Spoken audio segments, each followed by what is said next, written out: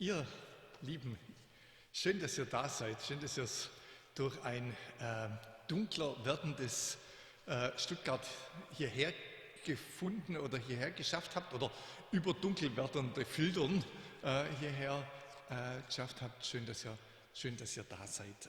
Ganz herzlich willkommen. Ich sage gar nicht großartig willkommen, weil das darf nachher der Josef machen, der den Gottesdienst leiten wird. Und ich darf zwei Dinge abkündigen. Zum einen habt ihr vielleicht da hinten auf dem Tisch, wo auch Decken liegen, die ihr gerne im Gottesdienst benutzen dürft, um euch einzumummeln, weil es wird kalt und wir haben sogar passende Decken für die passenden Pullover, die die beiden hier haben. Naja, auf jeden Fall liegen da hinten Faltblätter. Die sind ganz, ganz neu, da steht ganz vorne drauf, frohes Fest. Gebete für die Weihnachtszeit und das neue Jahr. Ganz neues Faltblatt. Die Idee war, dass wir an Freundinnen und Freunde der MCC und an diejenigen, die uns kennen, dieses Faltblatt jetzt in der nächsten Woche verschicken werden. Einfach so als Erinnerung, dass es uns noch gibt, dass wir noch da sind und dass es so ein kleiner Adventsgruß ist. Ich habe irgendwie einen ganzen Stapel dahinter liege. Ich brauche nichts von dem wieder mit heimnehmen, weil ich habe daheim noch jede Menge davon. Wenn ihr also Leute habt, denen ihr das schenken wollt, im Haus in der Briefkasten schmeißen, im Supermarkt an die Pinnwand hängen oder in der S-Bahn liegen lassen wollt oder irgendwelche kreative Sachen, nimmt sie mit, verteilt sie. Vielleicht findet ja der eine oder andere Mensch irgendeinen schönen Moment darin und dann hat sich die ganze Arbeit schon gelohnt. Das Zweite, was anzukündigen ist, dass nächstes Wochenende erster Advent ist. Also wir haben es bald geschafft in dem Jahr und was Neues beginnt. Freue ich mich sehr drauf. Es ist erster Advent. Wir feiern ersten Adventsgottesdienst ja traditionell mit unserer Krippensegnung. Machen wir auch dieses Jahr, weil das können wir in Abstand machen. Ihr seid eingeladen, eure Weihnachtskrippen mitzubringen. Wir bauen da irgendwie 2, 3 Tische auf und stellen unsere Weihnachtskrippen hin. Ich mache eine kleine Liturgie darüber und ja, einfach so ein Anfang für die Adventszeit. Wenn ihr nicht kommen könnt oder wollt oder jemand wisst, dann macht doch einfach ein Foto von eurer Krippe von daheim. Schickt mir ein E-Mail. Die E-Mail-Adresse steht hier auf diesem Faltblatt drauf oder auf dem Gottesdienstablauf. Dann drucke ich das aus und wir stellen ein Bild auf. Dann haben wir auch da irgendeinen Kontakt, der vielleicht ganz arg schön ist. Also ganz herzliche Einladung dazu. Und wenn dann jemand noch immer nicht nur Gottesdienst hat, ich bin der Gastprediger im Gottesdienst am ersten Advent hier, was dann Sonntag in 8 Tagen ist. Wie viel Uhr? 10:45 Uhr in diesen heiligen Hallen. Wenn ihr Lust habt, dann könnt ihr da gerne dazukommen.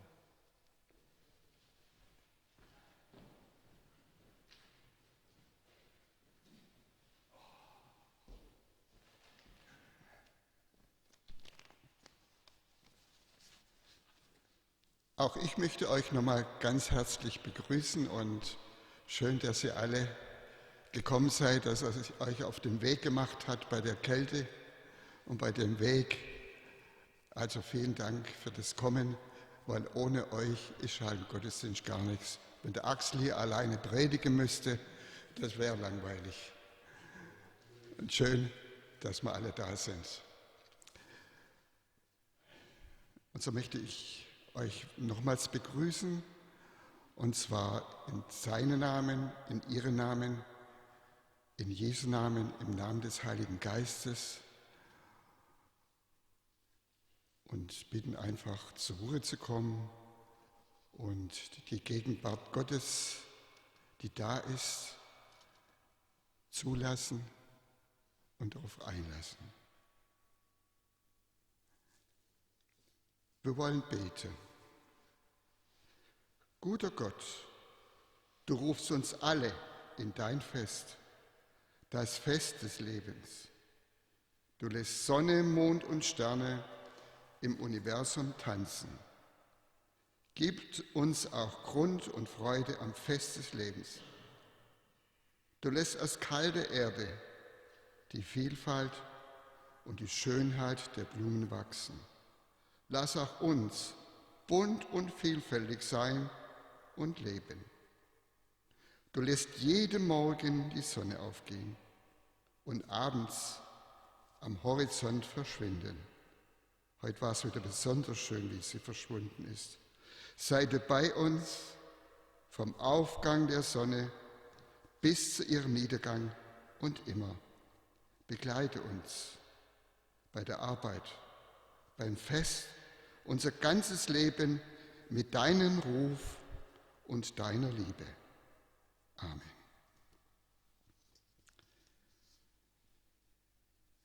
Friede ist ein großes Wort. Friede ist ein wunderbarer Zustand. Friede unter den Menschen, unter den Völkern. Das wäre die Ideale, der wunderbare Zustand. Frieden. Und so wollen wir hier im Kleinen uns gegenseitig den Frieden zusprechen, den Frieden wünschen. Ihr wisst, wie es geht. Ich sehe keinen, der hier noch nicht da war. Doch. Aber du weißt auch, wie es geht. Und wir winken uns zu, wir nicken uns zu und wünschen uns den Frieden. Der Friede Gottes, der höher ist als alle menschliche Vernunft, bewahre eure Herzen und Sinne in Christus Jesus, unserem Herrn. Friede sei mit euch. Friede.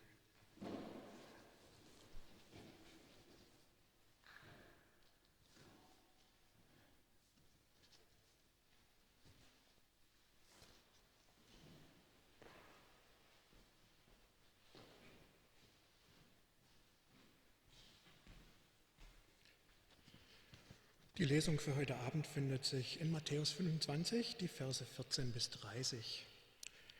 Denn es ist wie mit einem Menschen, der außer Landes ging.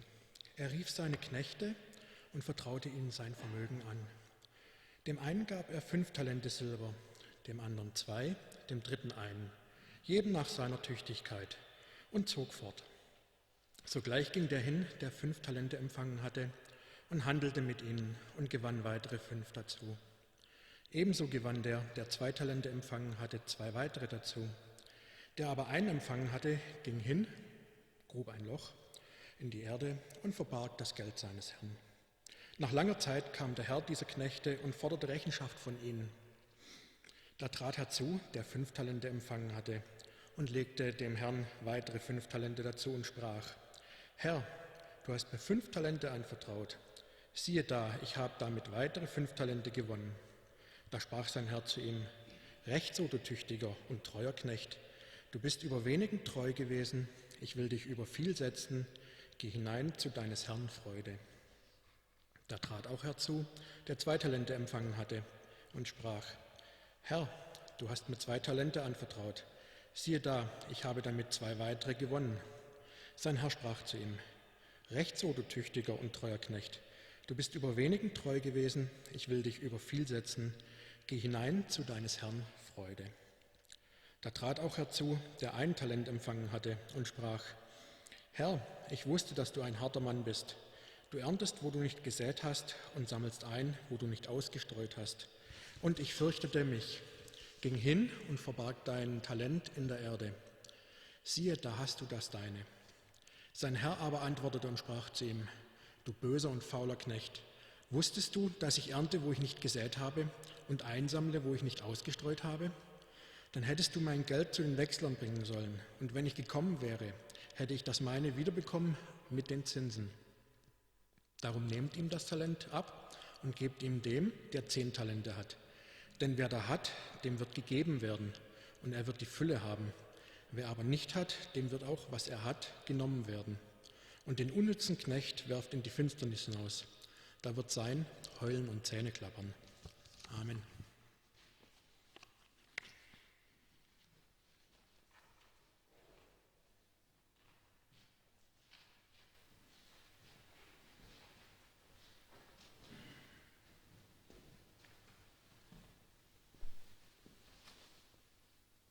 Lieber Segne du jetzt den Axel. Segne ihn und teile du dein Wort aus. Sprich zu ihm, sprich zu uns, öffne unsere Herzen und stärke uns und schenke uns Zuversicht, Hoffnung und Glauben, dass wir in dieser schweren Zeit diese Stürme des Lebens bestehen. Wir danken dir, dass dein Wort Geist und Leben ist. Amen.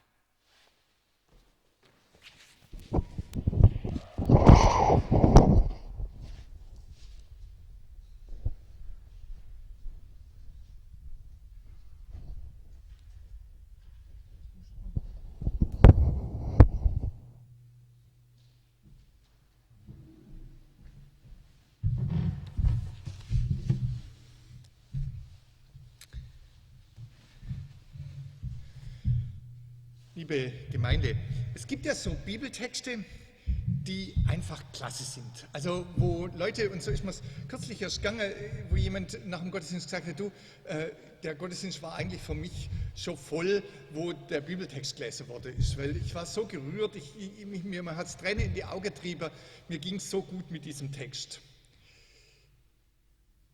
Der Text, den wir gerade gehört haben, gehört nicht dazu. Also ihr kennt diese tollen Texte, also ihr wisst die alle, so sehr hat Gott die Welt geliebt. Ja? Unglaublich viel Liebe oder zur Freiheit hat euch Christus befreit.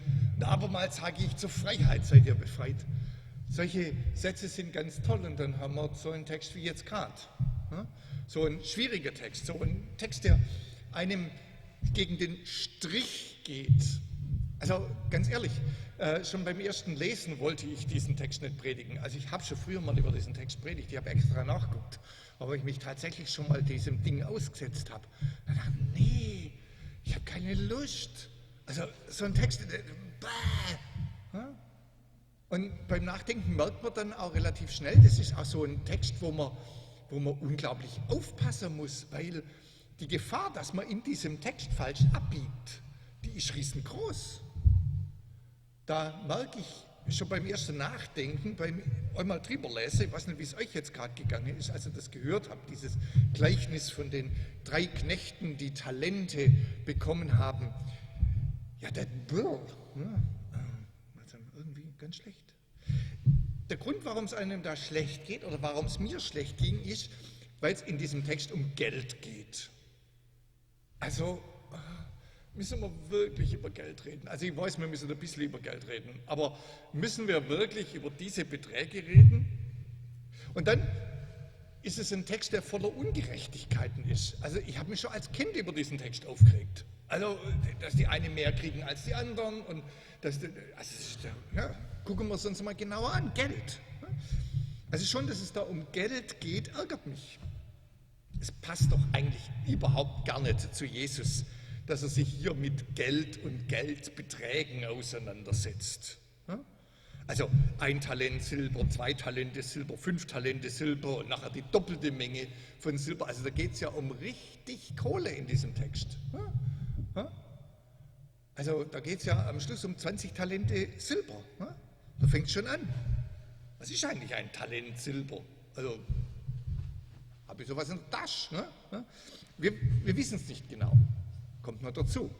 Das ist so was ganz Obskures. Wir wissen es nicht genau, was so ein Talent Silber ist. Es gab in unterschiedlichen Zeiten und unterschiedlichen Orten Talente Silber. Talent ist eigentlich keine Münze. Also damals gab es ja noch keine Geldscheine, sondern es waren alles Münzen.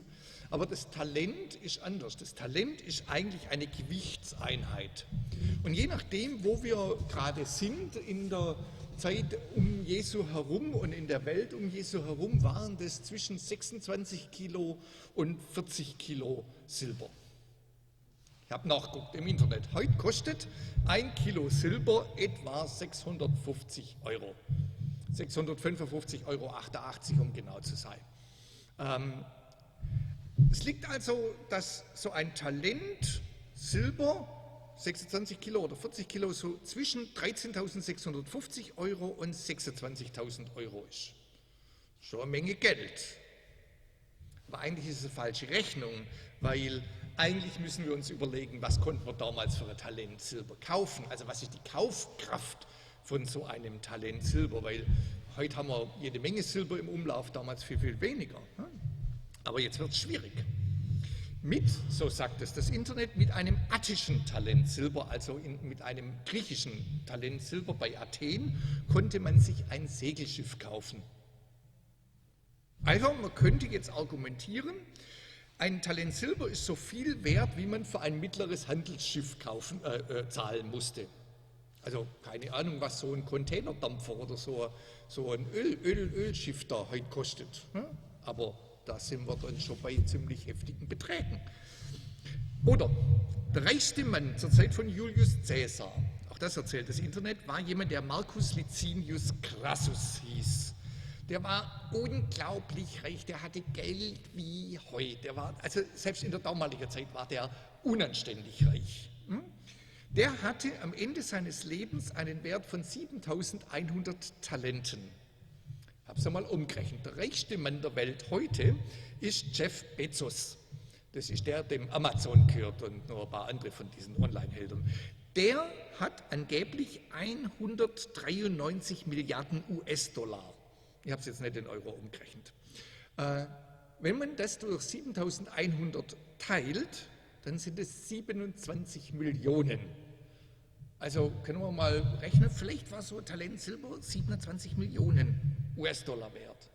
Oder wenn ihr es andersrum rechnen wollt, das geht auch. Ihr erinnert euch an die Geschichte mit der armen Witwe, die 2 Schärflein einlegt und Jesus sagt, das ist das, was sie braucht, um zu leben. Also sie hat jetzt nichts mehr, sie kann mit dem Geld was zum Essen kaufen. Also was sie braucht für einen Tag zum Leben. Das Schärflein ist eine Übersetzung von Luther, eigentlich ist das ein Lepton. Das ist eine ganz, ganz kleine Bronzemünze. Das ist die Bronzemünze, ein Lepton ist ein 144. einer Drachme. Das ist, was man für einen Tag zu essen hat, also 2 davor. Ein Talent entspricht 6.000 Drachmen. Wenn also 6.000 mal 144, 846.000 bedeutet, geteilt durch 2, weil es ja 2 Schärflein sind, dann entspricht das 432.000 Tagessätzen an Lebensmitteln. Also ich weiß ja jetzt nicht, wie viel ihr täglich zum Leben ausgebt, aber das ist schon eine ganze Menge, weil das wäre geteilt durch 365, ein Jahr hat 365 Tage, Lebensmittel für 1183 Tage. So könnte man jetzt weiterrechnen. Also man könnte über den Halbschekel reden, der die Tempelsteuer war, oder die 30 Silberlinge, die Judas bekommen hat. Das ist auch so ein guter Begriff. Da wissen wir nämlich, was man dafür hat kaufen können. Für diese 30 Silberlinge konnte man einen Acker kaufen oder einen Sklaven. 30 Silberlinge sind nämlich der Wert eines Menschenlebens in dieser Zeit. So ein Silberling war wahrscheinlich 14 Gramm, also 420 Gramm, also ein Zehntel von einem Talent. Und ihr merkt, ich bin jetzt falsch abgewogen. Jetzt habe ich doch über Geld geredet. Über Beträge, die vollständig obszön sind. Ja, also, das kann doch nicht sein. Also, ich kann mir nicht vorstellen, dass Jesus über Geldmarktsituationen damals oder heute sich Gedanken macht. Okay, werdet ihr sagen, es geht doch gar nicht um Geld, es geht doch um die Talente. Also merken wir doch schön in unserer Sprache, aus dem Geldtalent ist ja das Talent geworden, also Klavier spielen können. Großes Talent, ja? Klavier spielen können. Man müsste Klavier spielen können. Ja genau. Aber dann bleibt da diese Ungerechtigkeit. Da wird es mir noch schlechter in dem Text. Warum bekommt denn einer ein größeres Talent von Gott als der andere? Also seit wann ist Gott eigentlich so ungerecht? Also Bernd, warum kannst du besser Klavier spielen als ich? Und überhaupt, was soll ich denn dann denken? Also wenn ich nur ein kleines Talent bekomme, also der dritte Knecht bin, und wenn ich dann dieses Talent nicht einsetze, dass ich dann von Gott bestraft werde. Also mein Talent, Klavier zu spielen, ist echt klein. Ich habe es mal eine Zeit lang probiert, ich habe tatsächlich Klavierunterricht gehabt, der arme Klavierlehrer. Also es war nicht witzig. Es hat auch keinen Spaß gemacht. Also mein Talent ist wirklich, wirklich klein. Ich habe es also aufgegeben, Klavier zu spielen. Und jetzt die Vorstellung, dass ich vor Gott stehe und Gott dann sagt, also, lieber Axel, wie sieht's denn mit dem Talent des Klavierspielens aus? Und ich dann sagen muss, und er dann, was? Geht nicht? Geht nicht, raus mit dir zu heulen und Zähne klappen. Also Entschuldigung, das ist doch kein Gottesbild. Sorry, aber das glaube ich doch wirklich nicht. Dann merkt ihr es? Ich bin wieder falsch abbogen in dieser Predigt.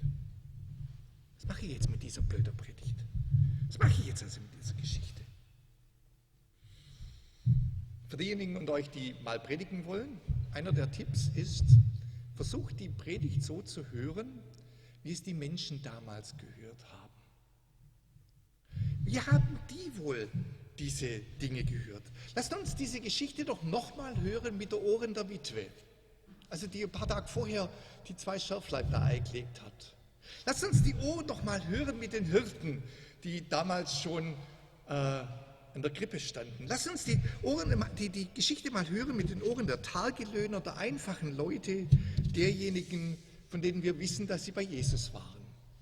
Oder lasst sie uns hören mit denen, die in der Geschichte vorkommen, die diese Geschichte auch gelesen haben beim Evangelisten Matthäus, nämlich den Sklaven und den Dienern, diejenigen, die es genau wussten, was es heißt, Diener zu sein. Was haben die denn gehört? Die haben nämlich was anderes gehört als Geldmarktpolitik oder mein Klavierspielen.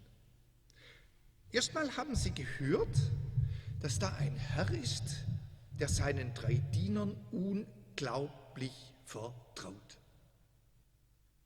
Also die realen Herren in Rom oder Jerusalem hätten das nie gemacht.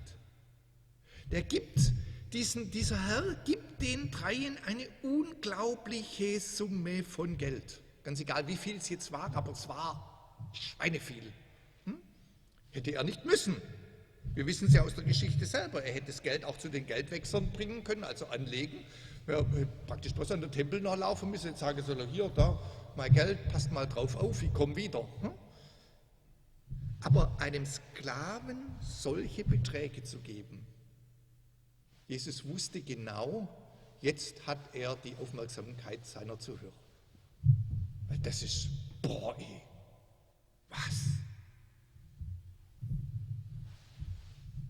Und was haben sie dann gehört?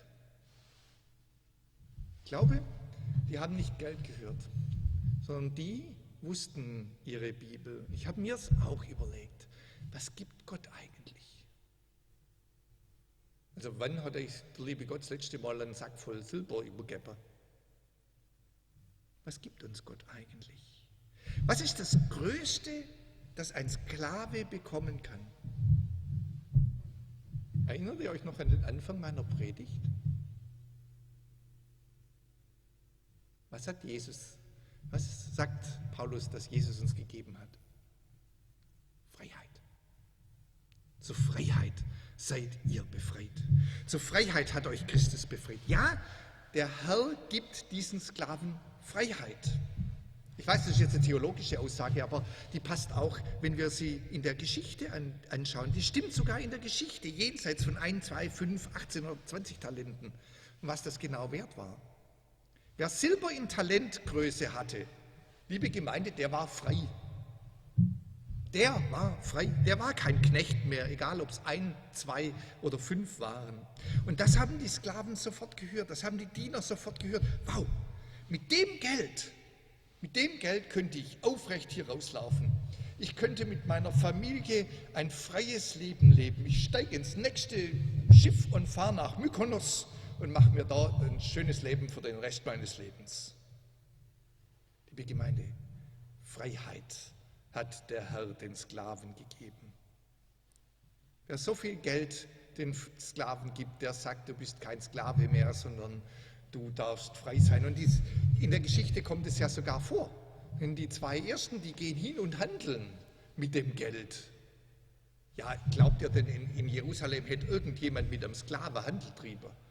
Also ein Sklave war jemand, den man geschickt hat und gesagt hat, du, hol mal ab, was ich vorher gekauft habe, weil mir ist zum schwer zum Tragen. Der Sklave hätte keinen Handel treiben können, der war ja selber Handelsgut. Nein, diese zwei sind frei und können sich frei bewegen auf einmal. Freiheit, liebe Gemeinde, Freiheit gibt Gott uns. Und wenn wir das sehen, wenn wir sie so hören, dann wird die Geschichte auf einmal ganz anders. Denn da sind diese 3 Diener auf einmal frei. Alle 3 sind sie frei. Weil auf die Zahl kommt es gar nicht mehr an. Jesus hätte auch sagen können, jeder von denen kriegt 2. Ja, genauso gewesen. Ich glaube, die 1, 2 und 5 ist nur Spannungsbogen. Er hätte auch sagen können, jeder von denen hat 2 gekriegt. Dann würde die Geschichte genauso funktionieren. Weil mehr als frei sein geht nicht. Also freier sein geht nicht. Wer frei ist, ist frei. Und dann gibt die Geschichte auch Sinn. Die beiden ersten Diener leben in ihrer Freiheit. Sie sind Freie und ihre Freiheit wächst. Und ihnen wird aus dieser Freiheit heraus noch mehr Freiheit gegeben. Und der dritte macht einen Fehler. Anstatt in dieser Freiheit zu leben, nimmt er das Geld und vergräbt es und bleibt ein Sklave. Der bleibt gerade so hocker in seiner Unfreiheit. Er lehnt die Freiheit ab.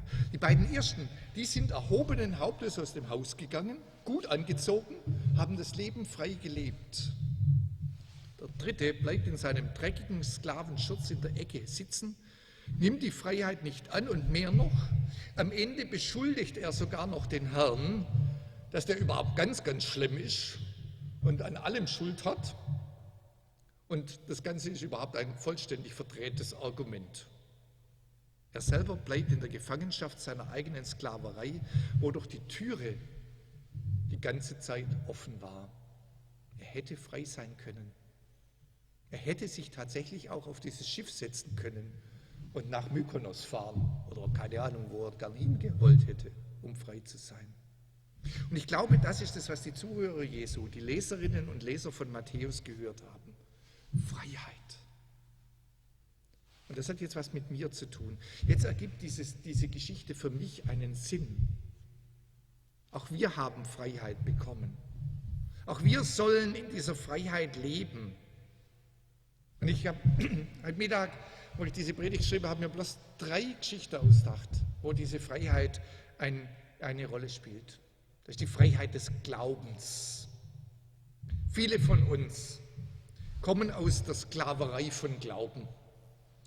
Viele von uns haben erfahren, wie es ist, in einem Glaubensgefängnis zu sitzen, wo die Gitterstäbe Glaubensdogmen sind und wo es tatsächlich nur um Geld geht und um Menschen einzuhegen, einzusperren, wo Glaube Sklaverei ist. Glaube, der uns unterdrückt, der uns klein macht, der uns zu Sklaven macht. Sklaven, die in Angst und Ausgrenzung und Unterdrückung leben, die andere unterdrücken müssen, damit sie sich ein klein bisschen besser fühlen. Die Wahrheit ist, liebe Gemeinde, wir sind frei. Wir sind schon frei. Wir sind frei zu glauben und wir sind frei zu suchen und zu fragen und zu zweifeln und vielleicht auch mal wo falsch abzubiegen oder was ganz Neues zu finden. Wir sind frei, unseren Glauben zu singen. Also gut, im Moment nicht, aber das liegt an Corona, nicht an der Freiheit. Wir sind frei, unseren Glauben zu tanzen und zu reden und zu sein und immer wieder neu zu glauben. Und das ist das, was die beiden Ersten tun. Sie sind frei, sie tun neue Dinge. Ja, klar, da ist auch Arbeit und Risiko dabei. Klar, es hätte auch schiefgegangen können, hätte das ganze Geld verspielt können, aber das ist nicht die Geschichte. Ja, da ist Arbeit und Risiko dabei. Das ist das Risiko des Lebens. Der Dritte aber sagt, du lässt mich ja gar nicht, Gott. Das ist ja alles Unterdrückung. Und eigentlich hast du ja noch ganz andere Hintergedanken. Ja? Du willst säen, wo du nicht geerntet hast in diese ganze Geschichte. Und ich leide jetzt darunter und du bist schuld. Wie viele bleiben in dieser Gefangenschaft des Glaubens? Oder zweite Geschichte, Politik. Das Leben, in dem wir leben, ist teilweise ja ein Leben in unfreien Systemen, in der Unterdrückung, in den schwierigen Verhältnissen. Ich will nicht so tun, als wäre alles einfach und gut. Das ist ja das, was wir auch gerade sehen. Und manchmal ist es einfacher, über weit weg zu reden, als über nah hier. Also ich rede jetzt nicht über Corona-Demonstrationen, weil dann wäre ich wirklich nachher. Lass uns über Amerika reden. Das ist das, was wir gerade drüben sehen in den USA. Da will ein Teil der Menschen in diesem Trump-System von Verachtung, Unterdrückung, Verächtlichmachung leben bleiben. Weil sie sich darin eingerichtet haben, weil sie sich damit ein bisschen besser fühlen können als ihre Nachbarn. Die Wahrheit ist, sie haben die Freiheit. Sie hätten die Freiheit. Sie haben die Freiheit, sich anders zu entscheiden, frei zu leben, gerechter zu leben, mit anderen auf Augenhöhe zu leben. Sie haben die Freiheit, die Wahlen heißt, die Demonstrieren heißt, die für das Recht zu sein und das Recht zu haben kämpfen heißt. Sie können frei sein. Und ja, das ist auch Arbeit und Risiko, wie es die beiden ersten Diener erlebt haben. Es ist Arbeit, mit dieser Freiheit umzugehen, und da ist Risiko dabei. Aber der Dritte, der sagt, du lässt mich ja nicht, Gott. Das ist ja alles Unterdrückung und ich leide darunter und du bist schuld. Wer so in dieser Welt argumentiert, liebe Gemeinde, der wird in einer Welt von Unfreiheit landen. Weil es gibt genug Leute, die nicht wollen, dass wir frei sind, die uns nicht die Talente in die Hand drücken und sagen, mach was draus, sondern die uns klein halten wollen. Oder falls euch das jetzt zu weit weg ist, nehmt mich als Beispiel, darf einfach mal mich als Beispiel nehmen. Ich bin Single und ihr wisst es alle, für mich kein guter Zustand. Ich habe oft genug darüber gejammert. Ich will es nicht, glaube auch nicht, dass Gott, der Gott der Liebe ist, irgendeinen Grund hat, mich weiterhin Single zu halten, also dass da noch irgendwas kommt, warum ich Single sein sollte und warum ich so dringend Single sein muss. Also ich glaube nicht, dass da so ein jungfräulich, heilig, zölibatär sein Ding kommt, weil in meiner Zukunft irgendwie was Heiliges da noch auf mich, also das ist Kokolores, glaube ich nicht. Die Wahrheit ist doch, dass ich die ganzen Talente, die ganzen Freiheiten, das ganze Silber schon bekommen habe. Ganz viel Freiheit. Ich lebe in einer Zeit und in einer Welt, in der ich ganz offen schwul sein darf. Ich gehe nicht in den Knast oder ins Konzentrationslager dafür. Ich habe eine Familie, die mich annimmt, wie ich bin, die einen Freund oder einen Partner nur zu gerne einladen würde zum übernächsten Weihnachten, wenn wir es wieder zusammen feiern dürfen. Ich habe eine Kirche, in der ich offen schwul sein darf, die das sogar noch toll findet. Also viel mehr Freiheit brauche ich doch nicht. Also noch freier kann ich doch eigentlich nicht sein. Ich habe alles, dass ich erhobenen Hauptes rausgehen kann und meine Freiheit leben und meinen Mann finden kann. Oder ich kann diese Freiheit, die ich habe, auch einfach nicht nutzen. Ja, da ist Arbeit und Risiko dabei, so wie wir es erlebt haben in der Geschichte.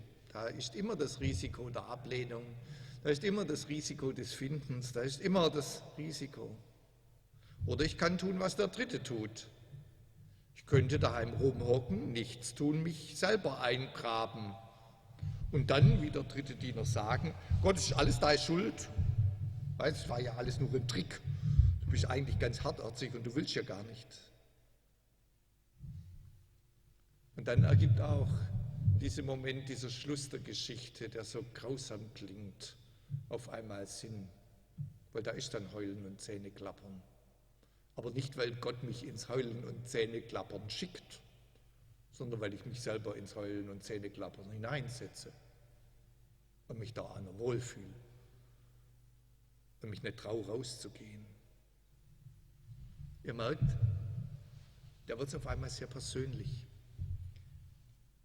und schwierig und unangenehm. Weil wenn ich diese Geschichte so höre, muss ich ja jetzt dran nachdenken und sage, Axel, du, dann, also heb mal deinen Arsch, also beweg dich mal, tu mal was.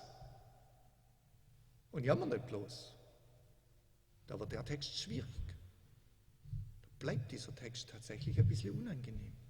Aber ganz ehrlich, er darf auch unangenehm sein. Texte in der Bibel müssen nicht einfach immer nur Aya Pompeia und es ist wunderbar sein, sondern sie dürfen auch mal schwierig sein. Sie sollen schwierig sein, wenn sie uns eine Richtung weisen, wenn sie uns eine Richtung weisen, in die Gott will, dass wir gehen. Und deswegen bleiben jetzt Fragen und Hausaufgaben für mich und für euch. Was ist denn Freiheit? Was ist eure Freiheit? Wo seid ihr, die ersten beiden Diener, die die Freiheit bekommen haben, die diese Freiheit leben und deren Freiheit noch größer geworden ist? Wo seid ihr erhobenen Hauptes? Weil ich glaube, ihr seid diese zwei ersten Diener. Ich glaube es wirklich. Schaut da mal hin und dankt Gott. Das ist die erste Hausaufgabe aus dieser Predigt. Dankt Gott für die Freiheit, die ihr habt. Und dann ist die Frage, was ist die Freiheit, die ihr vergrabt? Wo seid ihr, wo sind wir der dritte Diener, der lieber Sklave bleibt und Gott für alles verantwortlich macht? Ja, ich glaube, ihr seid in manchen Dingen, wir sind in manchen Dingen nur zu gerne der dritte Diener. Weil das ist viel risikoloser. Es ist viel schöner, der liebe Gott für alles verantwortlich zu machen. Was sind wir, der dritte Diener? Und dann denkt nach. Wie finde ich meine Freiheit? Wie schaffe ich es, dieses Talent Silber aus dem Boden rauszugraben, in die Hand zu nehmen und rauszugehen? Wo finde ich meine Freiheit mit all der Arbeit und dem Risiko, das Freiheit mit sich bringt? Und dann bittet. Gott, gib mir die Kraft, in meiner Freiheit zu leben. Gott, gib mir die Kraft, in meiner Freiheit zu leben. Ich glaube, wenn wir das sagen, legt Gott noch weitere Talente drauf. Talente der Freiheit, denn bei Gott ist die Fülle. Und wenn ihr das seht in euch, dann ist das eure Hausaufgabe aus dieser Predigt. Und ich glaube, es sind beide Hausaufgaben, die wir machen müssen, aus diesem Text heraus, jeden Tag und immer wieder. Amen.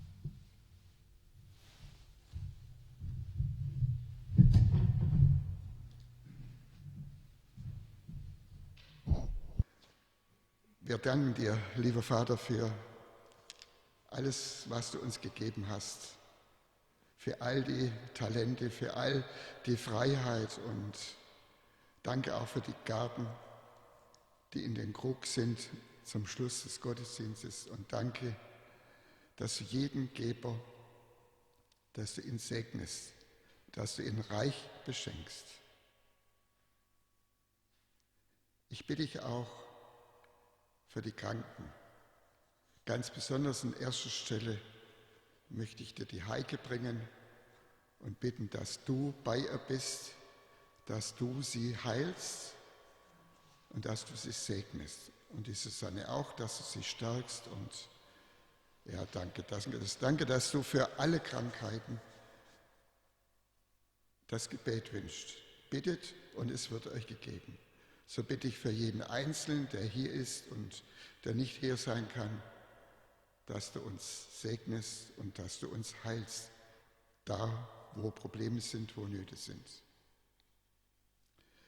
Und ich bitte dich auch für die Obrigkeiten überall auf der Welt, dass du sie segnest, dass du ihnen Weisheit gibst, Verständnis gibst, Verstand gibst und dass sie die Menschen, das Volk recht regieren in Gerechtigkeit. Ja, und wir danken dir nochmals, dass wir es einfach, wie der Axel schon gesagt hat, so gut haben. Und da sei dir ganz herzlich Dank. Nun wollen wir miteinander beten, das Gebet, das Jesus uns gelehrt hat. Vater unser im Himmel, geheiligt werde dein Name, dein Reich komme, dein Wille geschehe, wie im Himmel so auf Erden. Unser tägliches Brot gib uns heute und vergib uns unsere Schuld, wie auch wir vergeben unseren Schuldigern. Und führe uns nicht in Versuchung, sondern erlöse uns von dem Bösen. Denn dein ist das Reich und die Kraft und die Herrlichkeit in Ewigkeit. Amen.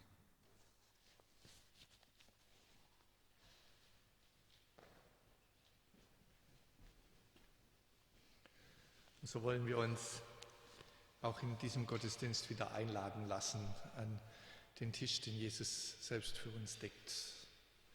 Wir feiern diesen Moment ja seit einigen Monaten auf eine bisschen andere Art und Weise, aber wir feiern ihn trotzdem mit der ganzen Fülle, die in diesem Moment ist. In diesem Beieinandersein, diesem Miteinander-Dasein, im Miteinander von Gott gesegnet sein. So lade ich euch ein, euch auf diese Gemeinschaft einzustellen, eure Antennen so ein bisschen auszufahren, zu wissen, dass da jemand neben euch sitzt, auch wenn dieses Nebeneinander sitzen Distanz heißt. Gott überbrückt all diese Distanz. So lasst uns still werden.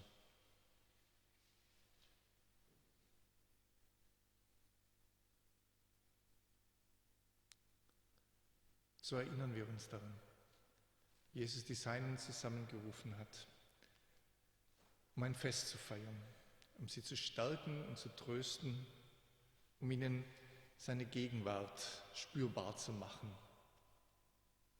In diesem Moment, aber auch in der Zeit, die kommt, das, was Jesus Zukunft nannte und das für uns Gegenwart ist.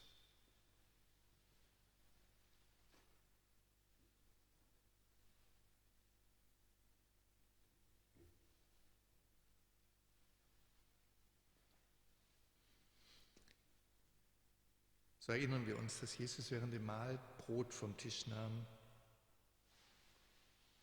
Gott dankte, es brach, es den Seinen gab und sprach: Nehmt und esst alle davon, das ist mein Leib, der für euch zerbrochen wird, zur Vergebung der Sünden.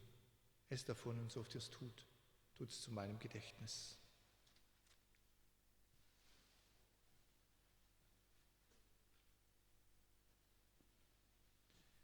Desgleichen nach dem Mahl nahm er den Kelch, gefüllt mit der Frucht des Weinstockes, dankte wiederum, gab ihn den Seinen und sprach: Nehmt und esst alle davon. Trinkt daraus, denn es ist der Kelch des Heils, mein Blut des neuen und ewigen Bundes für euch und für viele vergossen. Trinkt daraus und so oft ihr es tut, tut es zu meinem Gedächtnis.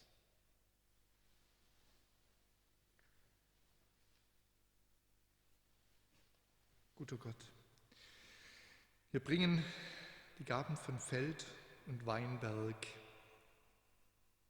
doch wir brauchen deine Gegenwart.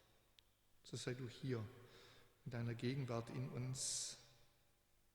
Fülle du all das, was wir als Distanz erfahren, und segne uns.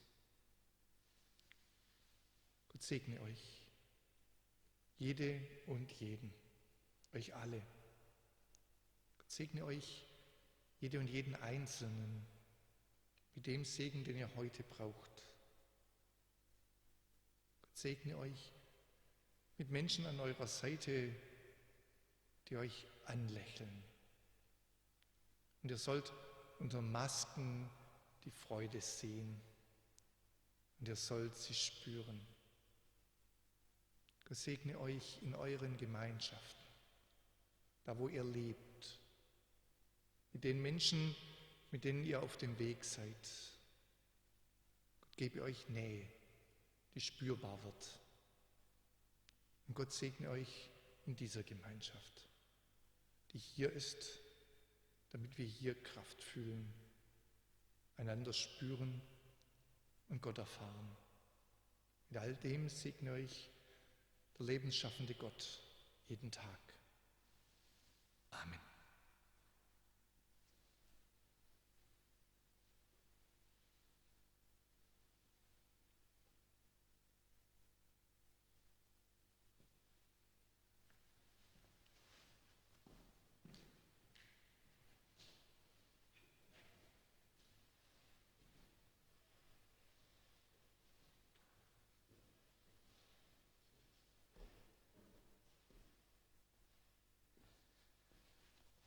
Ja, ihr Lieben, jetzt sind wir schon wieder am Schluss angelangt und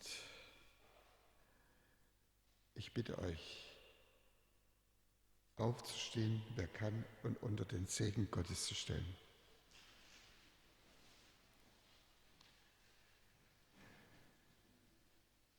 Der Herr segne euch, der Herr behüte euch, der Herr hebe sein Angesicht auf euch und sei es gnädig. Der Herr lasse sein Angesicht leuchten über euch und gebe euch seinen Frieden. Geht gestärkt, geht gekräftigt, geht geschützt und bewahrt in den Alltag mit der Gewissheit, Gott ist bei uns alle Tage bis an der Weltende.